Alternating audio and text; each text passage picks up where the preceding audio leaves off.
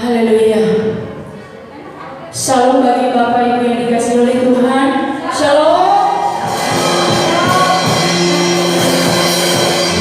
Selamat beribadah bagi kita semua, baik yang ada di rumah maupun yang ada di tempat ini. Mari kita bersama-sama menikmati hadirat Tuhan. Mari kita bersama-sama memandang kuasa Tuhan menghampiri setiap kita, masuk di dalam setiap hati kita. Mari kita persiapkan diri untuk masuk di dalam hadirat Tuhan. Kita percaya saat ini kita akan menikmati bersama hadirat Tuhan di tempat ini. Haleluya Yesus. Terima kasih Tuhan. Terima kasih Yesus. Kami bersyukur kepadamu. Engkau sungguh baik. Kami bersyukur Tuhan. Penuhi kami ayat Tuhan. Penuhi kami.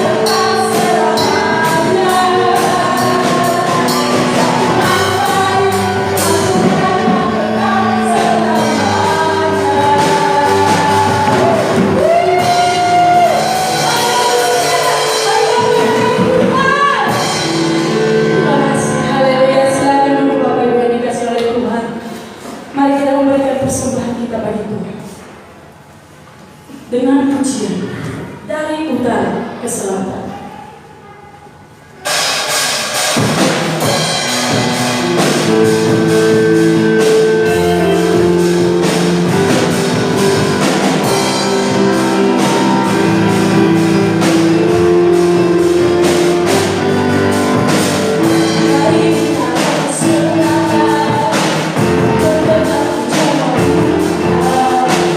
Dari barat sampai ke timur,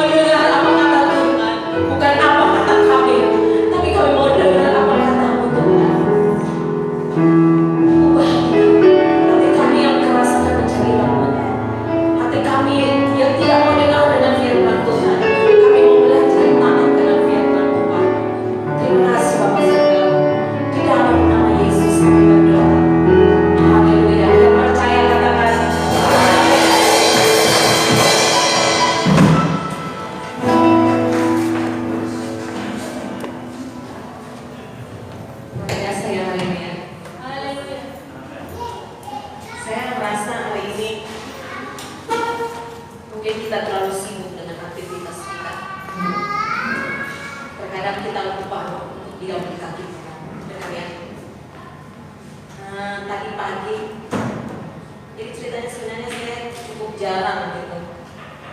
Cuman tadi pagi, memang dari kemarin udah lama ditugasin sama gembala untuk bawa foto. Terus tadi pagi saya kebangun jam 3 karena memang saya jaga malam ya, call center, tapi tetap di rumah. Saya bangun jam 3, terus saya ingat banyak sekali SMS yang WA yang harus dibalas di laptop saya itu kan. Tapi nggak tahu tiba-tiba pagi itu Tuhan bilang, kamu menyembah Tuhan dulu. Saat itu saya buka handphone saya, teman saya karena kita kerja di rumah, jadi tektokannya lewat WA group ya. Ada hampir setengah jam. Tuhan cuma bilang kamu menyembah Tuhan dulu. Saya buka handphone saya, mungkin kalau orang yang tidur terganggu gitu. Tapi saat itu saya menyembah Tuhan. Saya bilang Tuhan terlalu baik dalam hidup saya. Saya menyembah Tuhan, saya menyembah Tuhan. Setelah itu saya melihat pas saya lagi menyembah Tuhan itu, saya melihat ada lembaran putih. Saya bilang Tuhan ini apa artinya? Sampai sekarang saya bertanya-tanya apa ini Tuhan artinya.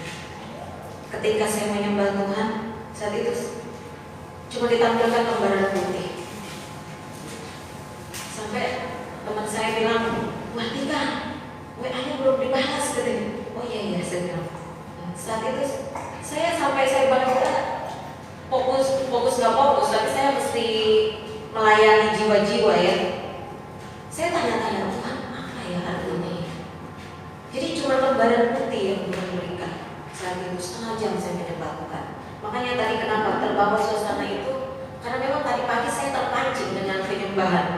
Jadi kita terlalu sibuk dengan kegiatan kita, kita terlalu sibuk dengan aktivitas kita terlalu sibuk untuk cari uang. Jadi terkadang kita lupa dengan adanya Tuhan dalam hidup kita. Tidak perlu saudara, saya pun mengalami itu. Saya bilang Tuhan, saya minta ampun di hadapan Tuhan. Mungkin saya terlalu sibuk.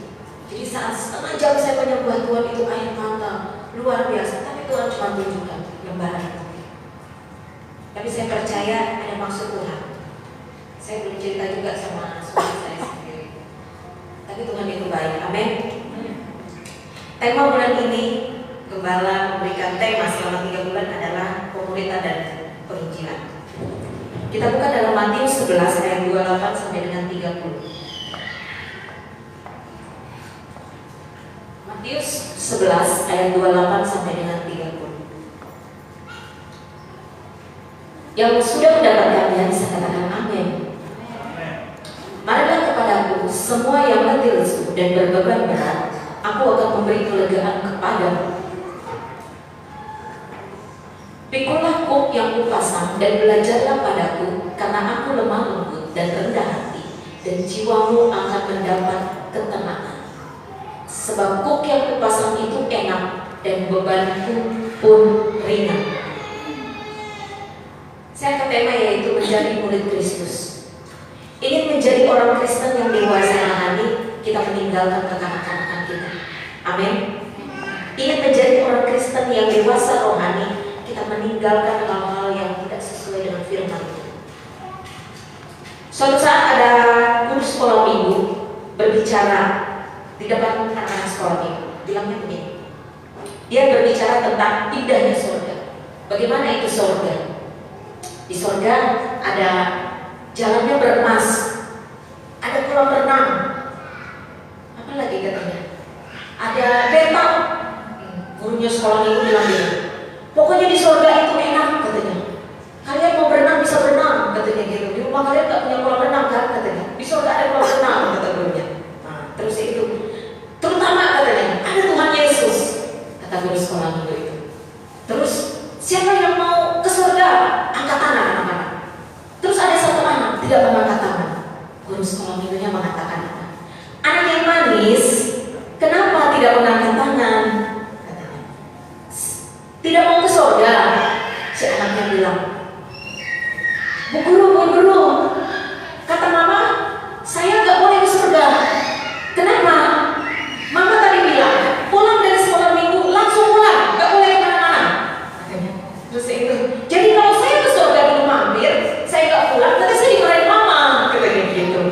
Ini anak kecil.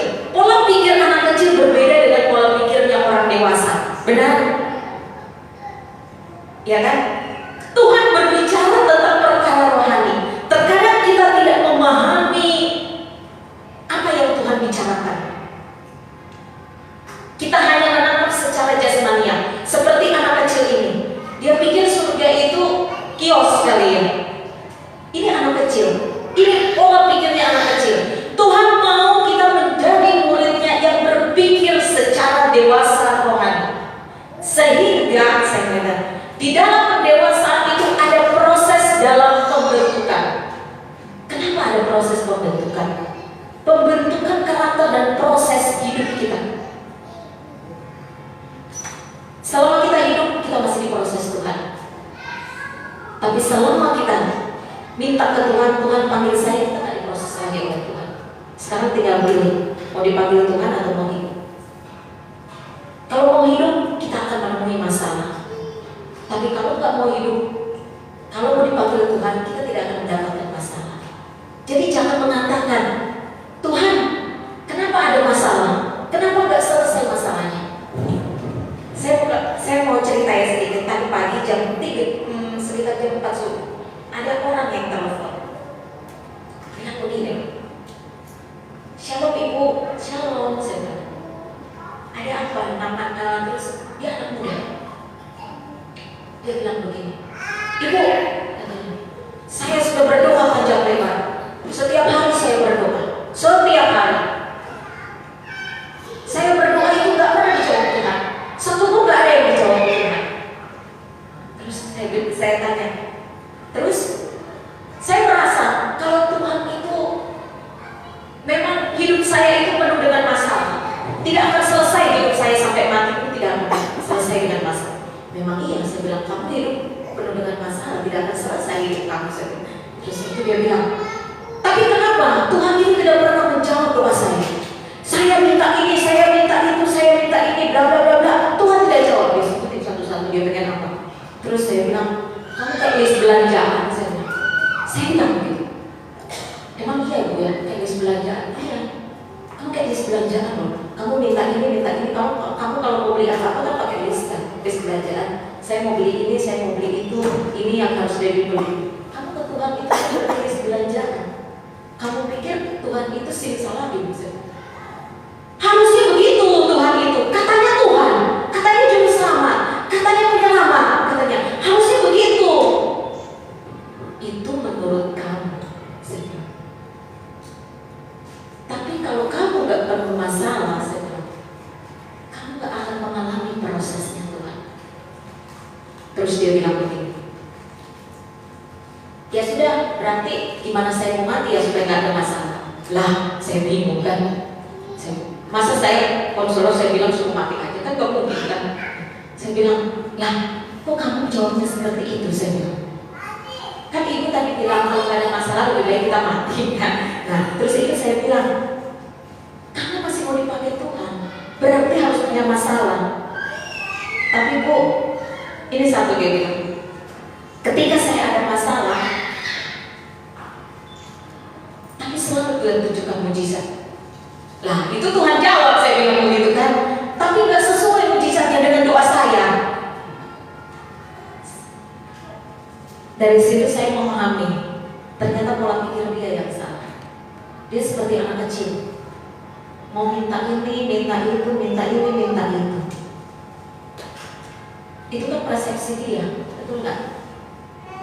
Tapi kalau keinginannya Tuhan adalah Tuhan mau kita mengikuti jejaknya. 1 Petrus 2 ayat 21, Tuhan mau kita mengikuti jejaknya. Sebab untuk itulah kamu dipanggil, karena Kristus pun telah menderita untuk kamu dan telah meninggalkan teladan bagi kamu, supaya kamu mengikuti jejaknya. Tuhan mau kita mengikuti jejaknya.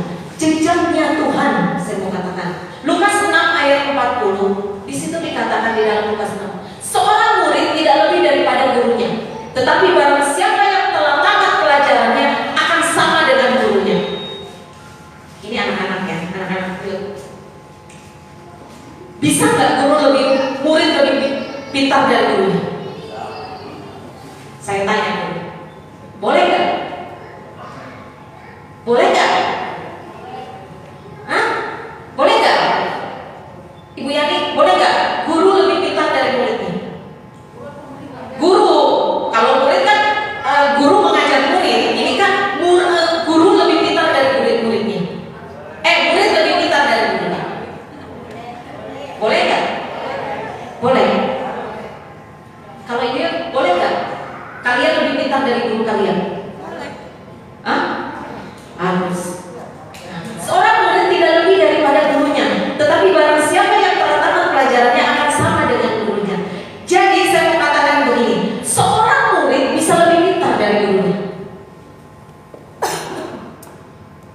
Contoh,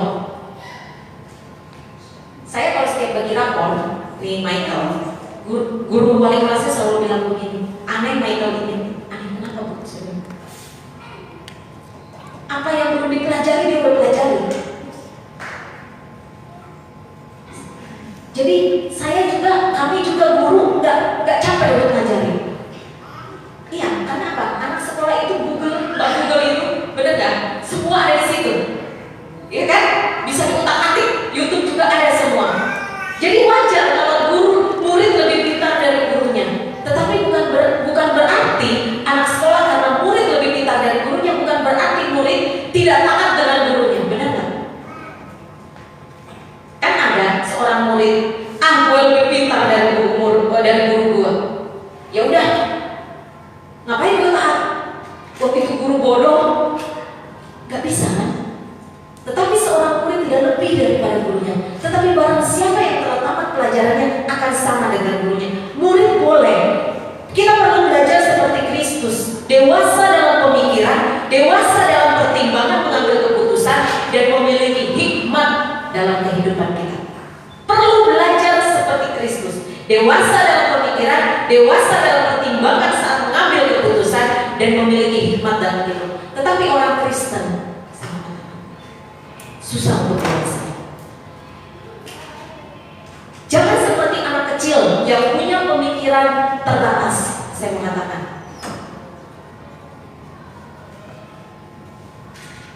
saya pernah mendengar Pak Ahok bilang begini. Dia cerita tentang anaknya. Anaknya bilang begini. Dia dibully sama temannya. Bilang begini. Kamu katanya jalan ke sekolah pakai sepeda, malu-maluin katanya gitu. Terus itu pakai mobil Alphard kek katanya gitu. Karena sekolahnya sekolah orang-orang kaya. Terus itu dia melapor ke ayahnya. Pak Ahok bilang begini, Wah, masa katanya saya dibully teman-teman mereka lebih kaya dibandingkan saya. Saya hanya menggunakan sepeda untuk ke sekolah. Terus itu Pak Ahok bilang apa? Dia bilang, cukup orang kaya cukup dengan berkat Tuhan dan mengucap syukur dalam segala hal. Orang kaya cukup dengan mengucap, cukup dengan berkat Tuhan. Kita adalah orang yang kaya. Mobil Alphard itu tidak sebanding dengan kamu. Itu pemikiran dia kepada anaknya. Anaknya langsung mencerna. Dan anaknya bilang begini, jadi kita cukup dengan berkat Tuhan ya Pak ya. Kita cukup dengan berkat Tuhan dan mengucap syukur dalam segala perkara. Itu orang yang berpikir secara dewasa. Coba kalau seumpamanya kita mengalami seperti itu, orang yang anak kecil, kita maki-maki orang yang membuli anak kita. Benar kan? Saya mau katakan, belajarlah menjadi orang yang tumbuh dewasa. Udah bukan anak kecil harus dikasih makan, harus dikasih minum, harus dicekokin, harus ditatih. Bagaimana menjadi murid Kristus? Kita buka dari ayat yang pertama tadi, ayat 28. Tolong di dalam Matius 11 ayat 28. Marilah kepadaku semua yang letih lesu dan berbeban berat, aku akan memberi kelegaan kepadamu. Banyak orang yang berbeban berat bukan letih badannya, tetapi jiwanya juga letih dan rohnya juga letih. Saya mengatakan, penghasilan pas-pasan, istri sakit-sakitan, anak sakit-sakitan, istri cerewet. Manusia zaman sekarang ada P13, Bapak Ibu. Tahu nggak P13? Pergi pagi-pagi, pulang petang, penghasilan pas-pasan, kepala pusing-pusing, pantat pegal-pegal. Ya kan? Itu manusia. Itu saya mengatakan, itu manusia. Karena apa? Pergi pagi-pagi, pulang petang, penghasilan pas-pasan, pusing lagi kepala kalau udah punya masalah. Apalagi kalau nggak ada uang. Benar nggak? Kerja uang tidak cukup, penghasilan tidak memadai, tuntutan banyak,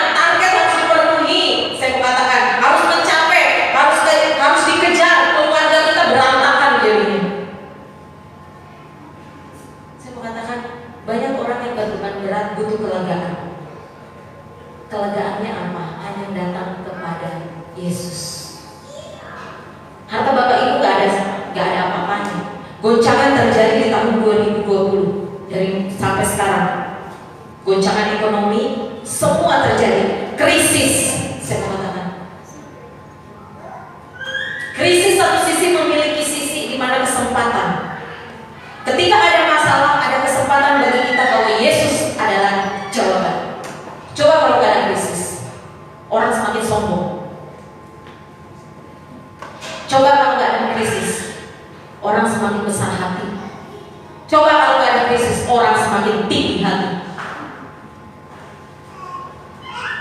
Kenapa terjadi? Saya mau katakan, ini kesempatan yang Tuhan berikan untuk kita mengandalkan Tuhan. Amin. Saya mau katakan, krisis banyak orang mengenal Tuhan. Kok seperti ini? Betul, Bapak Ibu Saudara. Saya mengalami. Saya melayani jiwa-jiwa itu se-Indonesia dan seluar negeri. Pada kita tahu. Bapak Ibu tahu, orang yang punya masalah bisa dikatakan 1 miliar ya. Masalahnya macam-macam. Tapi ketika orang itu ada masalah, mereka kenal Kristus. Ketika mereka mengalami masalah, mereka tahu siapa Tuhan mereka. Itu mereka akui. Tapi ketika mereka ada dalam zona nyaman, mereka tidak kenal Tuhan.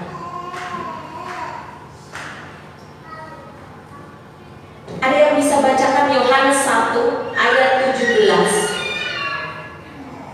Yohanes 1 ayat 17.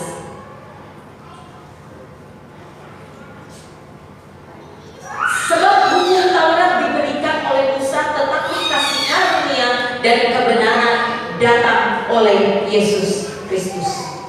Ini artinya menjadi manusia yang baru.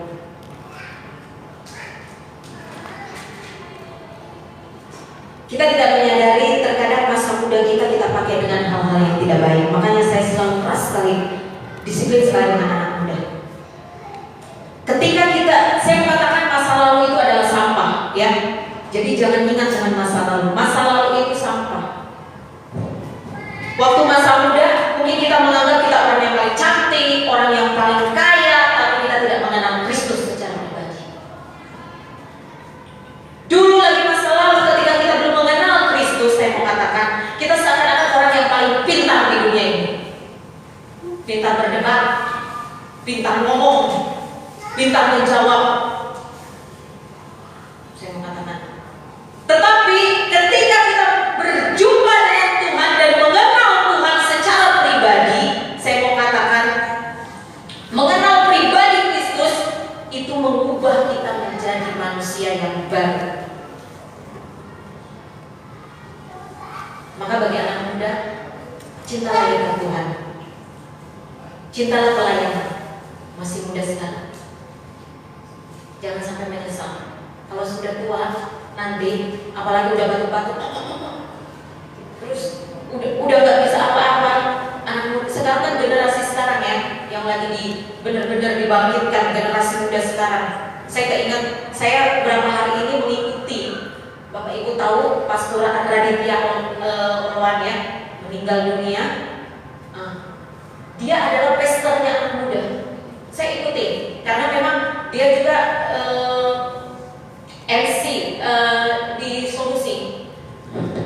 Jadi itu saya mengikuti berapa hari ini, dia mengikuti ibadah penghiburan. Bapak Ibu tahu, maka saya bilang saya salut benar. Ini luar biasa. Cuman satu yang saya dengar dari kesaksiannya tadi malam, ada anak muda katakan begini. Beliau katakan apa? Saya hanya menyelamatkan generasi. Luar biasa. Saya bilang, ini pastor yang luar biasa. Anak muda bayangkan, penghiburan tetapi gayanya benar-benar gaya. Coba ya kalau di ibadah suku kan nggak boleh itu ya. Masa lagi penghiburan kayak jingkrak-jingkrak, tapi memang benar-benar itu luar biasa. Cintailah Tuhan, melayanilah Tuhan. Anak muda ya, saya mau katakan, jangan ingat masa lalu itu sampah.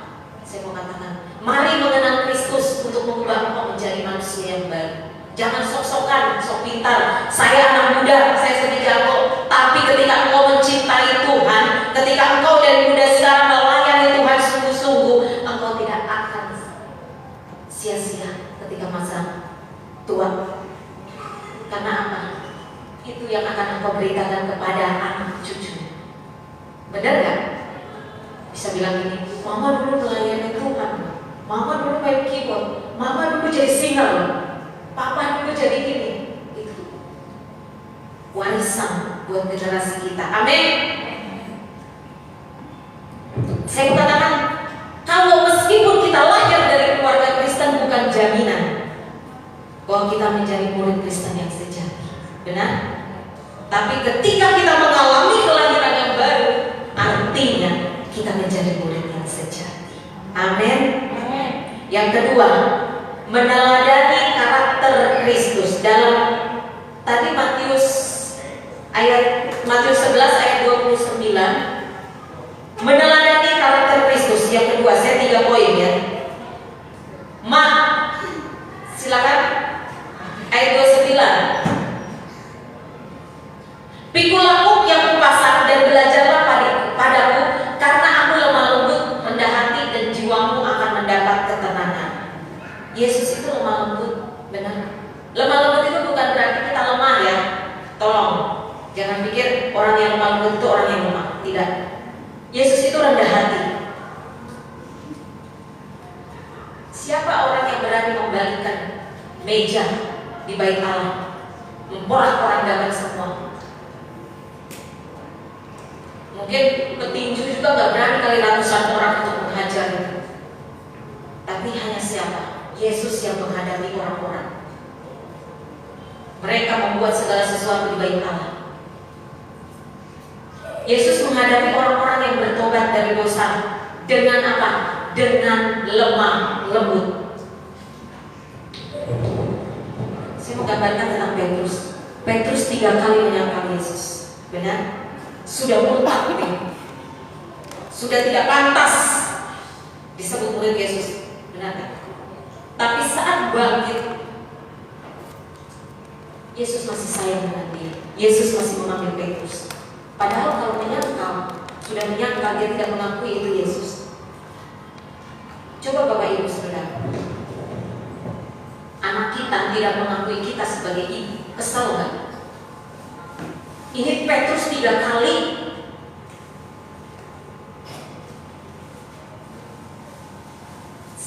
Yesus cuma kasih tahu ke wanita saat dia bangkit. Yesus cuma kasih tahu ke Maria. Dia bilang apa?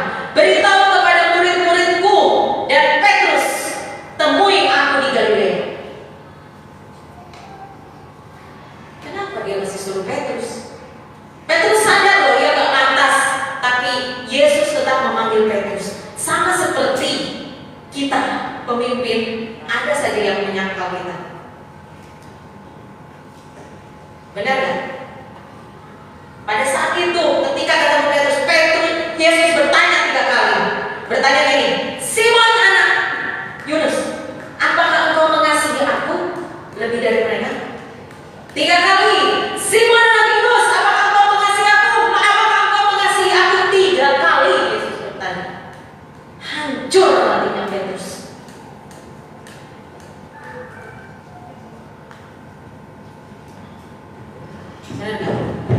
Sama seperti kita punya anak kita seumpamanya tidak mengakui kita sebagai ibu.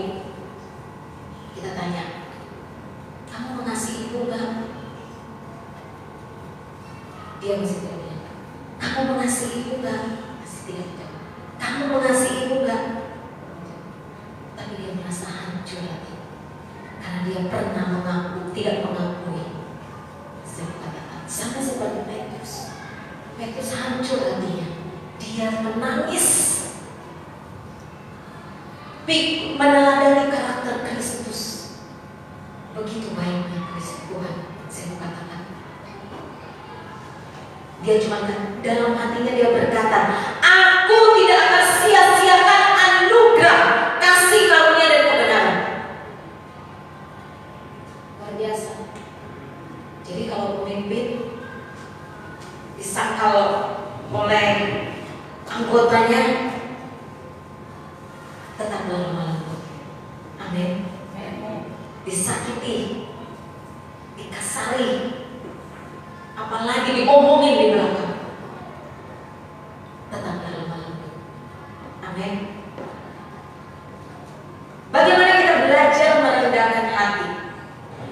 Suami sering kasar ke istri, atau mungkin istri kasar ke suami. Kadang suami sering kasar kepada istri atau istri kasar kepada dia. Ada istri yang kadang menjawab suami juga dengan kreatif. Benar kan? Ini tidak mudah Bapak Ibu Saudara. Proses untuk belajar karakter. Saya katakan pria kelemahannya kurang sabar. Benar nggak? Pernah nggak ya pria? Betul ya? Contoh, saya mau ambil. Istri masih dandan. Benar ya? Istri masih dandan. Mau pergi masih dandan. Si pria sudah nungguin suami kita. Mau nungguin di atas motor nih, mau nungguin sabar kek, istri gue tergopoh-gopoh. Kalau sedang-sedang berarti pengalaman. Ya kan? Benar gak? Nah, saya mau katakan, belajarlah kita menjadi orang yang sabar. Amin. Saya pernah melihat ya satu hal. Gini cerita, ada kakek dan nenek beli hamburger. Dia beli hamburger, dia beli kentang. Terus si kakek ini membagi dua hamburgernya dengan kentangnya. Terus nek makan, kata si kakek, makanlah mereka di satu meja. Terus si kakek ini, nenek makan duluan katanya. Oh ya udah, si nenek makan lah. Setengah-setengah kan? Nah, terus ada anak muda lewat. Ini ceritanya beneran. Anak muda bilang begini.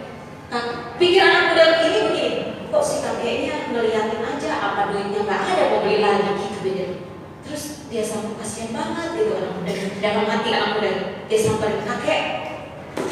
Kakek kenapa tidak makan? Uangnya kurang ya kakek. Terus si kakek bilang enggak. Terus kakek kenapa tidak makan? Kakek cuma ngeliatin doang, ngeliatin aja katanya. Terus kayak itu si kakek bilang apa? Saya sabar nunggu nenek. Kok? Karena gigi palsu saya dipakai oleh nenek itu, jadi gantian saya memakai. Ini cerita dan saya baru lihat minggu lalu ini cerita yang dikirim oleh teman saya. Kamu ketawa semuanya. Nah saya mau katakan, sabarnya kakek ini luar biasa nungguin si nenek sampai makan. Coba saya mau katakan, tadi saya contohnya bagaimana istri dandan, suami tetet untuk itu. Coba kalau pacaran, itu ditungguin mau berjam-jam. Bener gak? Saking sayangnya sama belahan jiwa. Aduh, belum jadi baik, belum jadi istri kan. Ditungguin, ditongkrongin. Nah, bentar ya mas. Ya gak apa-apa. Nah, sejam, mau 5 jam nih pacaran ya, hati-hati nih. Mau 5 jam ditungguin. Coba kalau udah jadi istri, udah jadi suami, boro-boro udah ditungguin. Yang ada tet. Jadilah cekcok. Kan gitu ya. Nah, saya mau katakan ini karakter. Jadi ubah karakter kita. Benar? 3 alat mengubah karakter dan memproses karakter. Yang pertama, firman Tuhan. Yang kedua, doa. Yang ketiga, pengalaman hidup. Kenapa firman Tuhan? Ketika kita membaca firman Tuhan, hidup bisa diubah. Kenapa doa? Ketika kita diurapi Roh Kudus, maka hati kita dilembutkan. Yang ketiga, pengalaman hidup. Coba saya mengatakan, ngomongin orang pintar banget. Coba kalau kena ke dirinya sendiri, wah udah dia dengar saya. Ya gue ngomongin orang, ngomongin si dia itu dari kemarin. Saya mau mengatakan pengalaman hidup ini karena kondisi. Melalui kondisi, keadaan yang tidak menyenangkan, kita diperhadapkan dengan orang-orang yang menyebalkan. Pernah gak diperhadapkan dengan orang-orang yang menyebalkan sekali? Sering kan? Nah, disitulah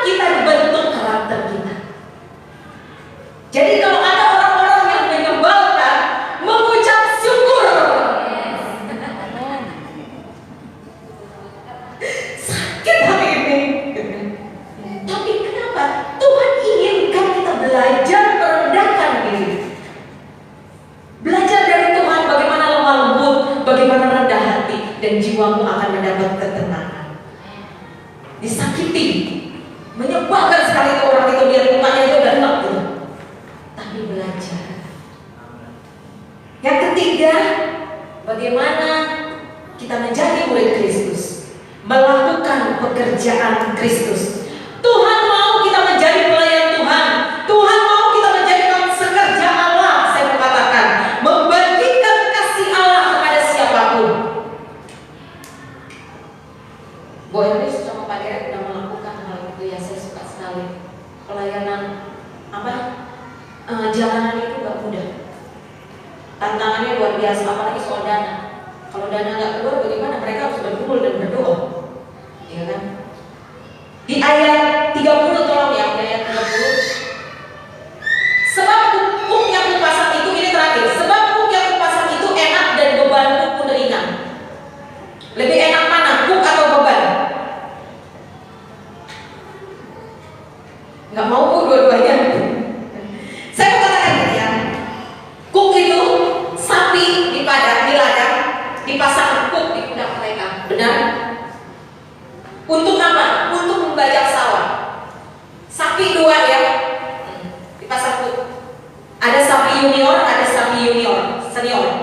Nah, kalau sapi junior terkadang begini, tidak bisa diarahkan, maunya ke kanan, ke kiri, benar kan? Tapi kalau sapi senior, dia lurus saja jalannya, selalu bisa diarahkan. Si sapi junior bilang begini, "Hei junior," katanya, "makanya jangan tengok-tengok, kamu sakit nanti kepala pundak kamu, tengok ke sini. Kamu lurus aja, lurus jalannya," katanya gitu ya. Si junior belajar dari si senior, benar nggak? Sapi junior diajari oleh senior untuk belajar apa? Penundukan diri. Saya ambil itu sengaja karena apa? Supaya mengerti Bapak Ibu Saudara. Benar kan? Junior kanan kiri, begini. Nah, kalau senior dia sudah tahu arah bagaimana untuk bisa supaya memproduksi. Beban diangkat diganti dengan kuk. Saya mengatakan, beban tidak menghasilkan apa-apa, tapi kalau kuk produktif dia menghasilkan. Ketika si sapi itu taat dengan orang yang membajak dia, mengikuti arahan, maka dia akan membajak sawahnya. Banyak orang yang melayani Tuhan, yang mau melayani Tuhan, tapi tidak mengizinkan kuk di pundaknya. Kenapa? Nggak mau belajar taat sih, nggak mau belajar penundukan diri, banyaknya melawan. Apa yang dibilang pemimpin dilawan. Kadang ngomongin pemimpin di belakang. Maunya melayani sendiri, gayanya sendiri, benar nggak? Arahannya juga bukan arahan Tuhan. Kadang-kadang arahan diri sendiri. Gua yang paling benar, gua pemimpin. Artinya, kalau seperti itu, mohon maaf, apa bedanya dengan yang si sapi muda ini kan? Gak mengikuti arahan pembajak sawah, dia ke kanan dan ke kiri, selalu menyimpang ke kanan dan ke kiri. Kalau orang yang dewasa, saya mau mengatakan begini, Tuhan, itu bukan keinginanku, tapi itu keinginanmu. Amin. Kehendakmu yang menjadikan. Taat arahan Tuhan, maka kita akan berproduktivitas. Saya mengatakan, kita akan menjadi berkat dan berbuah bagi orang lain. Amin. Melayani kalau tidak ada kasih, saya mau katakan itu terpaksa beban. Tapi jika ada kasih, saya mau katakan itu akan menjadi ringan. Coba melayani Tuhan. Sudah dengar anggota kita begini, begono, bagana, begini. Saya mau katakan rasanya sakit banget. Aduh Tuhan, sakit banget sih saya gini. Saya mau katakan itu berarti gak ada kasih. Tapi kalau melayani Tuhan dengan kasih, saya mau katakan dengan kasih, itu jadi ringan. Pokoknya kamu mau bilang apa, saya terima. Pokoknya kamu mau bilang apa, saya berkati kamu. Orang yang mencintai Tuhan, saya mau katakan, apalagi orang yang mencintai rumah Tuhan, maka Tuhan akan sediakan rumah yang terbaik dalam kerajaan surga. Katakan amin. Ketika kamu dipasang, saya mau katakan penuh kasih, maka itu adalah kesukaan Tuhan. Maka itu disebut murid-murid yang sejati. Jadi melayani jangan penuh dengan paksaan, melayani jangan penuh terpaksa. Saya mau cerita sedikit, kami konselor, kalau kami melayani terpaksa, kami nggak bisa menyampaikan firman Tuhan. Bayangkan Bapak Ibu, 12 jam kami berkutik dengan firman Tuhan. Kami mesti buka ayat, apa yang harus kami sampaikan, apa yang membuat orang ini merasa dipulihkan, apa yang membuat orang ini merasa dilepaskan. Kalau kita melayani dengan terpaksa atau melayani tanpa kasih, kita tidak mengasihi orang-orang yang memang berbeban berat, yang berletih lesu, maka kita nggak produktif. Apa yang kita sampaikan nggak jadi berkat. Benar nggak? Benar ya, Berni? Apa yang kita sampaikan nggak jadi berkat. Tapi kalau kita melayani dengan kasih Tuhan, melayani kita kasihan dengan jiwa-jiwa, kita kasihan dengan orang-orang yang selalu ngomongin kita di mana-mana, kita kasihan dengan orang-orang yang selalu memfitnah kita, kita kasihan dengan orang-orang yang selalu menjengkel kita, kita kasihan dengan orang-orang yang menyebalkan bagi kita. Saya mau katakan, kita akan menjadi berkat dan berbuah. Amin. Amin. Itulah murid sejati. Saya mau katakan, melayanilah dengan kasih. Amin. Ya, melayani dengan kasih, maka Tuhan akan melakukan segala sesuatu. Ketika engkau mencintai rumah Tuhan, maka Tuhan akan berikan rumah kerajaan surga. Amin. Cintailah Tuhan. Cintai Tuhan. Jadilah orang yang dewasa Tuhan. Jadilah orang yang dewasa Tuhan. Jangan berpikir kekanak-kanakan. Masalah dalam pelayanan itu wajar. Persoalan dalam pelayanan itu wajar. Bersenggolan dengan orang itu wajar. Bersenggolan dengan pemimpin itu wajar. Kalau tidak gitu kita nggak tahu karakternya. Kalau tidak gitu kita nggak tahu. Saya selalu ajar sama anak-anak. Mereka juga sering berbeda pendapat. Kalau dimarahin mereka langsung diam. Benar ya Cika? Tapi itu bentuk karakter mereka. Jadi mereka memahami. Siap bagaimana ibu gembalanya, bagaimana Kak Erni dia memahami. Sebagai mentor-mentornya, coba kalau mereka tidak memahami, udah angkat kaki dari kecil lestari. Tapi karena mereka tahu ini adalah pelayanan, ini adalah pekerjaan Tuhan, mereka mengerti. Mulailah melayani Tuhan. Anak muda, cintai Tuhan, layani Tuhan dengan sungguh-sungguh. Ingat, selamatkan generasi kalian. Itu yang paling penting. Amin. Selamatkan generasi kalian. Saya termotivasi dengan anak muda karena apa? Generasi sekarang yang sedang Tuhan angkat adalah anak muda. Anak muda, mereka yang akan banyak melahirkan generasi-generasi baru. Amin. Amin. Anak muda, layani Tuhan sungguh-sungguh. Amin. Amin. Layani Tuhan sungguh-sungguh. Amin. Saya udah main musik dan bayar semuanya. Haleluya Tuhan. Yes. Amin. Satu hal saya mau katakan, lupakan masa lalumu itu adalah sampah. Bergeraklah ke depan dan lurus di hadapan Tuhan. Katakan, jangan mau menjadi jemaat biasa saja, tapi belajar mau menjadi jemaat yang melayani Tuhan. Haleluya.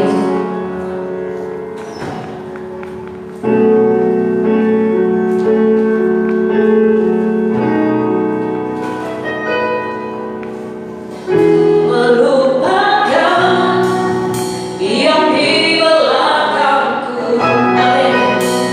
Ku